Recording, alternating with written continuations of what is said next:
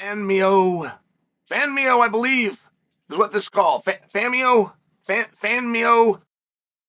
It doesn't overly matter. I just want to get the word right so that you guys don't tease me like you do about my pronunciation of Blahal Muhammad. So, Fanmio is the name of the company that did the pay-per-view for Diaz. Brand new company. Did you guys know that? Brand new? Okay. Because if you knew that, you're probably thinking, well, it's a startup, you know. Who knows what'll happen? You get brand new guys, and if they put their best effort into it, you know, gosh, it's just a tough business. You would probably think that. And I wouldn't tease you and tell you that you're dumb. I wouldn't do that. I would think it inside. But I wouldn't say it. Like, there was some guys once upon a time that were very new in business, and they started a brand new company, and it was called Zuffa LLC, and it never been done before. So you think, okay, well, it's a startup, and let's see how they do. But if you followed it pretty close, the guys that started it had a whole lot of other companies, and they were really good at companies. They did them really, really well. But one thing that they knew because of their success in business is you want everything into a different bucket. And this is a very important lesson. I can save you some real heartache if you listen to me. I can even save you time in college courses and a number of books that you want to read. But think of it like buckets. You're putting your tools, you're putting whatever it is into a bucket. But that's the bucket that's being discussed. That's what a company would be. Okay, you could have 10 other companies, but they're their own bucket. So if this bucket gets stolen, if this bucket gets tipped upside down, if this bucket, all the tools break, you have lost that bucket, but you now still have something to do because you had these other buckets. And everything would go into a bucket. Everything. The cars that you drive, your cars would go into a bucket. The house you live in would go into a bucket. If you get in a wreck in one of those cars, they are going to come after you and take everything that you have, or at least they're going to try. And you're going to have an insurance company, you're going to have reasonable people that get involved, and you might even have a jury of your peers. But they could attempt to take everything. Well, no, they can only try to take the other things that are in that bucket. You could have a house, and your house will not be subject just because your cars got into a wreck, unless your house and the cars are in the same bucket. Are you seeing the difference now? So you might have a guy that thinks he's beat the system, and he's beating taxes, and he's got cars, and his kids have cars, and his wife has cars, and they put it all under the company umbrella. As a matter of fact, he works from home so much, and he's got an office set up, he's even going to put his house under the company, and the IRS can't do anything about it. It's all true. There's all a way that you can do that until something within that bucket gets sued and you find out everything else in there can be touchable. Why am I bringing that to you? Because your idea that Fanmio is brand new, and your idea that Fanmio didn't know what they were doing, and your idea of Fanmio was just some shucks and let's go and get started.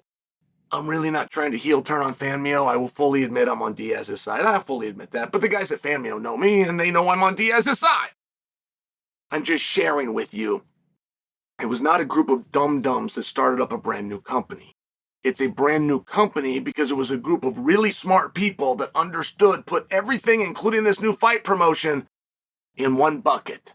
Because if it goes south or it gets bankrupt, so now you have a number of other games that could be played. It's no different than any lessor leasee landlord-tenant contract. Have you guaranteed the rent against your personal property?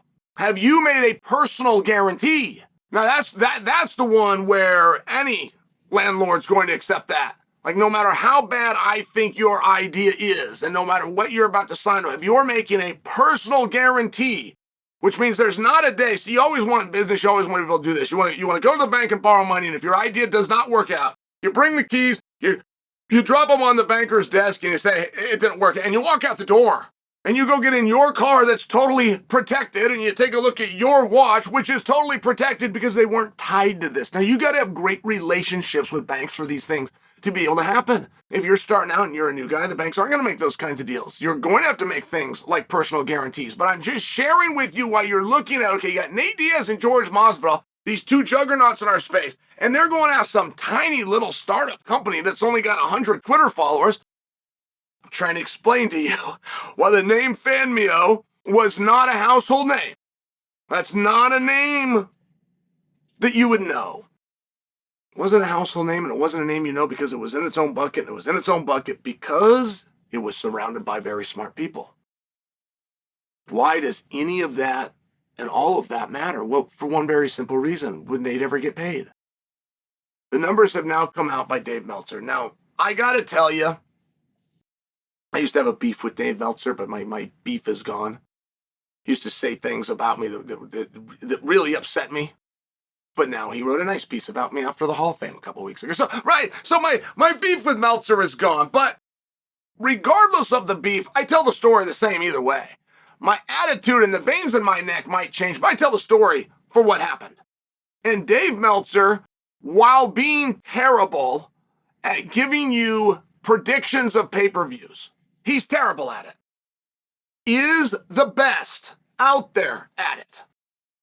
I've always told that story the same way. Back when I used to be able to audit pay-per-views, I can tell you full hand, he does not know what he's talking about. But his BS made-up guess that, according to him, allegedly is due to an algorithm that he has, which may or may not be true. The algorithm could just suck. I'm sharing with you, as bad as he is by far the closest.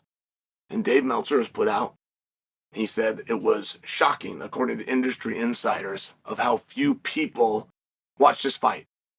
And there was even a number that compared to TNA, and that TNA number was 5,000, and I'm jumping around, I'm saving you a whole bunch of time here, but my point is, no, there was a whole bunch of people that watched the fight. That was worded wrong. There was hundreds of thousands of people that watched the fight. That I can guarantee you. Most likely, million. Plus, particularly when you understand it's worldwide, particularly if you look at after the fact. Very confident telling you that.